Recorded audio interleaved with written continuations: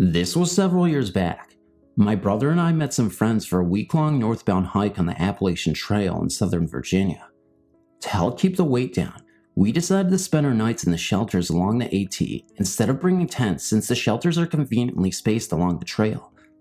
If you've ever traveled along the AT, you know that each shelter has its own logbook where hikers leave random thoughts, notes to other hikers, and advice for hikers heading the other direction about what to expect of the trail the next day. On our second night out, we were resting after a long day of hiking and decided to read through the logbook at Warspur Shelter.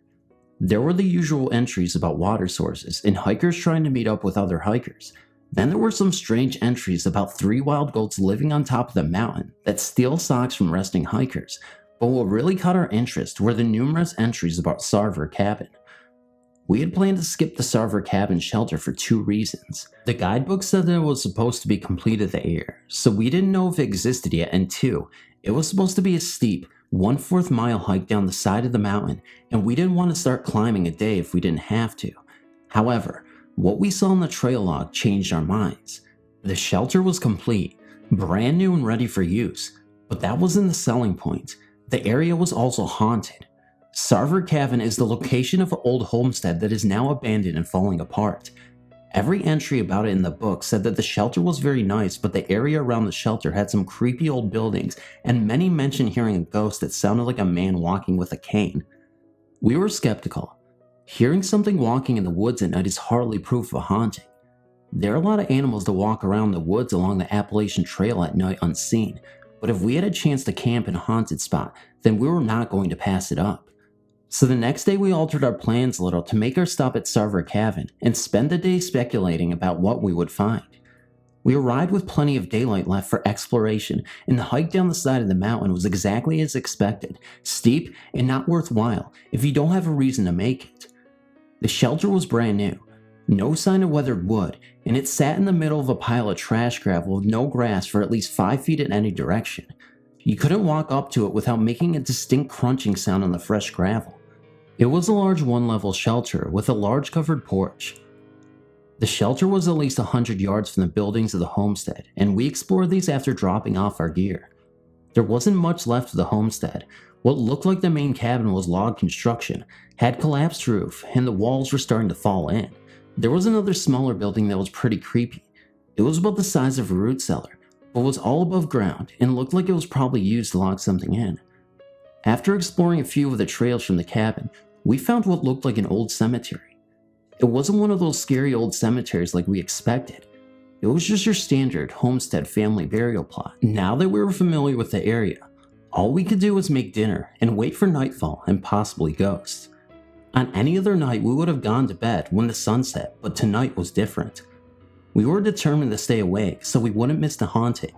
When it got dark, we lit candles and played dice. The hours went by. We heard noises in the woods, but all of them we could attribute to animals. The 4-legged steps of deer, the quick sounds of mice darting through the underbrush, and the hoots of owls, but nothing that sounded like an old man with a walking cane. It got later and later, but still nothing, until eventually we decided to give up and crawl into our sleeping bags. After all, we still had a long hike ahead of us the next day.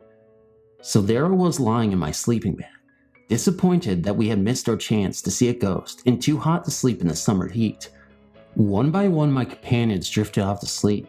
I closed my eyes and tried to get some sleep as well, and that's when I heard it. On the right side of the shelter, I heard a crunch on the gravel like a foot stepping down, then another crunch of a foot followed by a quick, lighter crunch. Then there was a pause, then again, a crunch, crunch. What could it be? I asked myself. It didn't sound like a deer or a bear, and it was too big to be a mouse. Then it hit me. It was the sound an old man would make while walking with a cane. First one foot, then the other quickly followed by the cane. This was it.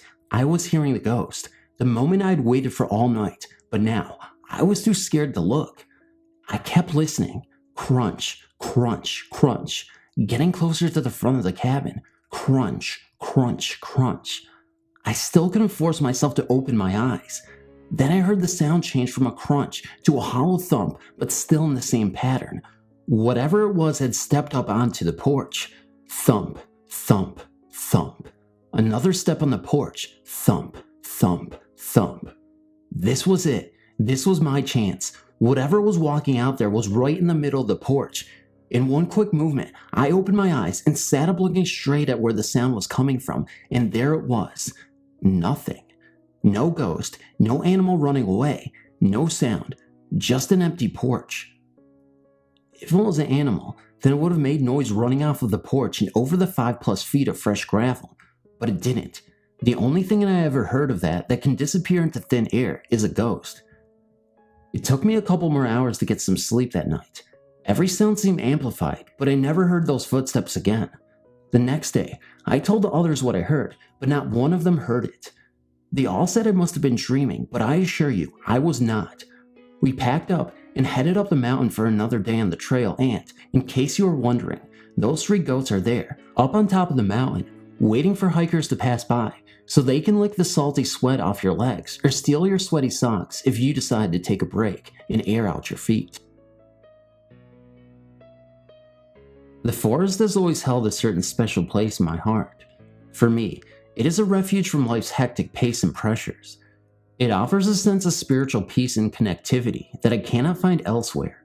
Perhaps it is the slower pace, the quiet solitude, or the knowledge that I am surrounded not by concrete walls and metal doors, but by living creatures, great and small.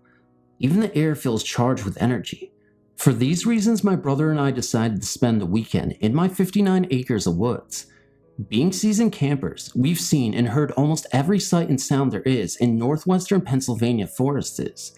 That was about to change as we discovered that sometimes even the usual can become the unusual. Our camp was set up in a peaceful area along the edge of a hemlock grove, where the forest turns from dense evergreens to open stands of tall maple, poplar, and cherry. The night was a pleasant one. The sounds of nighttime surrounded our little campsite while we reminisced around the campfire. In the morning, we decided to walk to the forest and enjoy the peace and solitude of the land. Our first stop was across a small seasonal stream to a large sugar maple I affectionately called Grandmother Maple because of its old age and grand stature. Seeing that Grandmother Maple had a rather large grapevine growing up and in its crown, we decided to chop the vine down to help the grand tree. It was no small job, as the vine was several inches thick, but in the end, we had a certain amount of satisfaction knowing we were being good stewards. We took that feeling and the hatchet and continued our stewardship of cutting down numerous vines as we walked through the woods. It was something I wanted to do for the past 3 years because each year after a long hard winter or a strong thunderstorm, I can usually find one torn down by the added weight of the vines. My heart aches seeing these majestic trees being slowly strangled as the grapevines climbed higher into the canopy, eventually outcompeting their host until finally dragging it to the ground. Feeling rather pleased with ourselves, we left the woods to meet some friends and do some chores around the house. It wasn't until later that evening, after we returned to our campsite, that we heard the sound. At first, it was just the same groaning and creaking sound that we've heard before in the woods. Trees moving in the wind and often will croak, groan, and pop as their trunks sway back and forth. This, however, was different. This sound was long and drawn out, starting out high-pitched and ending with a low groan. A 5-minute pause, and then the exact same sound again and again. Each time the same strange notes played out, repetitiously, and all with no wind. As the evening wore into the night, the groaning continued, like clockwork, only now, it was being joined by other groans, deeper in the woods, and each definitely tree-like. We joked that the Ents from the Lord of the Rings were alive and well in my woods. We told ourselves that the trees were talking to each other, happy about the assault on their grapevine foes, and hopefully, the humans at the fire could be considered friends. At least, that's what we hoped they were saying. The speaking continued late into the night, and then as mysteriously as it had started, the sound ceased. The following morning, the forest was as powerful as ever. No strange noises, no unusual movements. The sounds from the night before were gone, and we were left with only unanswered questions. I've been in these woods many times since then, but I've not heard those same strange sounds. Who knows what the cause of the noise was, or why it lasted as long as it did, but I would still like to think that it was those trees talking to one another. Now if I only knew what they had said. I woke up in the middle of the night. My heart was pounding. Was that a woman's scream? It couldn't be, because we were miles from the nearest road. It must have been just a nightmare. If it was a real scream, someone else would have heard and woken up. I tried to shake the eerie feeling I had and laid back down, covered my head to keep the chilly breeze off, and tried to get comfortable. I couldn't believe how cold it was now. It was nearly 80 degrees during the day, but now it felt like the low 60s. Don't spirits suck the heat out of the air and make it colder? Wait, now I was just trying to scare myself. There was nothing out there. I listened to the forest sounds, trying to identify them and put my mind at ease, but by this time of the night, it was pretty quiet. I heard some branches breaking and some leaves rustling. Half of my mind told me it was someone or something walking in the woods, but the other half reasoned that it was just the wind knocking dead branches out of the trees. Off in the distance was the sound of rocks clicking together. I didn't have an explanation for that. Didn't two people get murdered while camping in the forest not long ago? I was doing it again, letting my mind wander and think bad thoughts. There was nothing to be afraid of. Then I heard it again, only this time I was sure I wasn't asleep. The most frightening scream I have ever heard. It was otherworldly, a high-pitched screech almost exactly like you hear in those witch movies. As I panicked and fumbled for my flashlight in the dark, motionless night, I knocked into the stick holding up the tarp I was under, and it fell on my head. Before I could untangle myself, someone on the other side of camp was already up shining their dim flashlight into the surrounding forest, excitedly asking, "What was that? Is somebody out there?" The excitement continued for a little while, but we never found the source of the screams and didn't hear them again that night. For years, I was haunted by the backpacking trip and those horrible screams. It didn't keep me from enjoying nature or make me stop going out in the woods, but I couldn't help but wonder what was out there that night. Then one day, while attending a nature presentation at a campground, I heard what sounded like those screams again. It came from the tape player the naturalist brought and was a barn owl or a screech owl. I've since found that there are other animals that could have made the sounds I heard, possibly even a fox or bobcat. Not everything we experience and can't explain is necessarily supernatural. Usually there is a rational explanation. However, even when we know that, our minds still tend to wander and look to the dark and mysterious side of the event. To this day, I'm not 100% sure it was just an animal out there, but chances are it was. Nearly 10 years ago in the late 1990s, I decided to attempt a solo backpacking trip. I'd never been out alone before and was a little nervous, but still confident in my skills. I kept the trip short, just 20 miles over a 3-day weekend. That way I figured if my nerves got the best of me and I freaked out being alone at night in the forest, I could just push hard the second day and be out of the woods. At 5:30 a.m. on Saturday, I headed to the Allegheny National Forest in Pennsylvania. I parked my car at a secluded trailhead at the end of a long and winding forest road and set off on my solo weekend. I was hoping that I wouldn't see another soul until my brother picked me up Monday morning at another trailhead just over 20 miles away. I'd chosen this little known and seldom hiked trail for more solitude, and it was a good choice. The entire first day, I had the trail to myself. I hiked at a leisurely pace. I only had 5 minutes to go, and I wanted to take the time to really enjoy my surroundings. All too often, backpackers push for high mileage, trying to get a destination and miss the little details all around us. I set up camp that afternoon next to a creek in a hemlock grove. Firewood and water were plentiful, so I made a shelter out of my tarp, collected enough wood to last all night, and built a small campfire to keep me company. Night came early in the hemlock grove. The dense trees blocked most of the sun during the day, and at night they completely obscured the moon and stars. I settled down to sleep, but had difficulty getting relaxed. I found that the sounds of the woods are louder and more mysterious when you are alone. I didn't have anyone to discuss noises with and come up with logical explanations for them, so I was stuck with my mind conjuring up images of bears and mountain lions every time a twig snapped. Eventually, I gave up on sleep and got the fire started again. I spent the rest of the night jumping at every sound and praying that the sun would soon come up. This was not the way I envisioned my first solo hike would turn out. Eventually, the sun did rise. I wasn't going to sit through another night like this, so I decided to hike the remaining 15 miles to the parking lot. I would be a day early, but the parking lot at the end of the trail was on a main road, and I was sure I could hitchhike to a payphone and call my brother. I couldn't hike back to my car because, like a genius, I'd lock my keys in the car for safekeeping, knowing my brother had a spare and would unlock my car for me when he dropped me off. 6 miles into my day, I ran into one of the dangers of seldom used trails. The path before me was completely overgrown and no trail markers could be seen. What looked like deer trails split off in 5 different directions. The map I had was no help because there were no identifiable landmarks. I picked what looked the most used path and hoped for the best. I walked 200 yards before I realized I was on the wrong path. I backtracked and picked another path. This time, I walked about a half mile without seeing a trail marker before coming to a 15-foot drop-off. This obviously wasn't the right path either, so back I went to the clearing. Finally, on the 3rd try, the trail looked promising, and before long, I found a trail marker. Things were looking up, but I had wasted several hours looking for the trail, and I really needed to push hard to make it out before dark.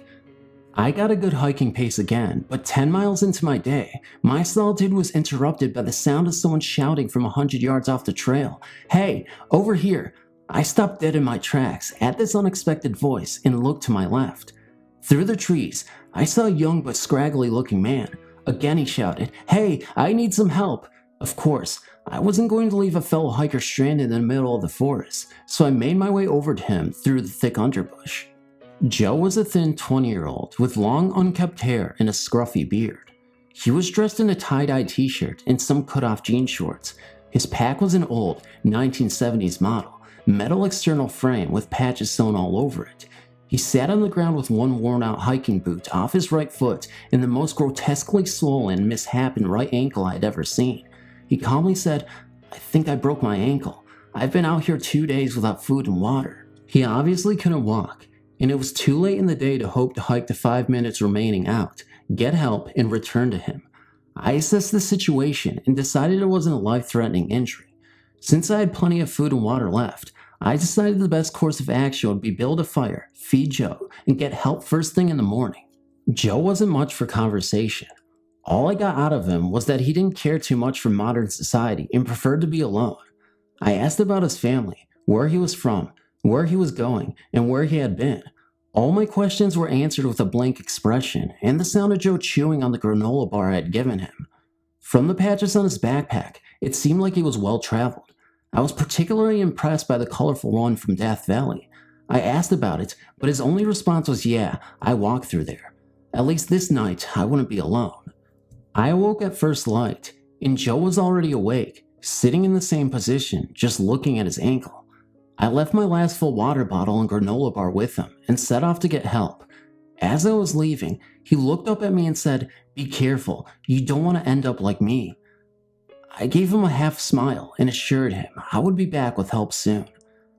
The hike out only took a little over an hour because I was going as fast as possible. When I arrived at the parking lot, it was still too early for my brother to be there, but luckily a day hiker was there preparing for her hike. I told her about Joe, and we reasoned that between the two of us, we could help Joe to safety out of the woods. She grabbed her first aid kit and some water, and I led the way down the trail on our rescue mission. We never did find Joe. I'm certain we were in the right spot because there was a fresh fire ring and my full water bottle and granola bar, but no Joe. I picked up my water bottle and noticed a piece of metal under it. It was a pin that would be used to hold the cloth back to the metal frame of a backpack. I kicked some leaves aside, and there on the ground was an old metal backpack frame with some shreds of pack cloth still attached. It looked like it had been there for 15 years. I looked closer and there, on the side of the backpack, was a faded patch from Death Valley. I still have that patch. It is sewn on my pack. I keep it as a reminder to never go out alone again. Hey guys, it's Phantom coming back at you with some woodsy, creepy, summertime type tales because someone requested it, and you know, if someone requested, I do not do that. No, but seriously guys, thank you so much again for tuning in every time I upload and really participating in the comment section because you guys know, as always, that I really love that kind of stuff. No, this has been a topic that's been highly requested for a while now, and I just am getting around to it, and I think it was an awesome selection of stories. I think you guys really enjoyed this one. I'm assuming. I'm just, putting words in your mouth at this point, but, you just gotta assume for the best because that's how this channel grows and evolves. By the way, if it's gonna grow and evolve, make sure you share the shit out of this video because it helps so much. You know, guys, I'm starting to believe that this could be the start of a beautiful relationship and friendship. I meant to say friendship, but whatever.